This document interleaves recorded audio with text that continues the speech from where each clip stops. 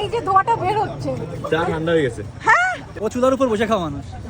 এটা বলে ঠান্ডা হয়ে গেছে। দুধ আমার একটা। দেখো নাফিসা তোমাকে লাভ করে না। আপনি কি ওখানে দাঁড়ায় দাঁড়ায় দেখবেন? আসেন এইদিকে। দেখছো পাঁচটা কিনে দিতে, তুমি আমাকে হবে না। আমাকে কি আপনারা একটু ফ্রুটস খাইতে দিবেন?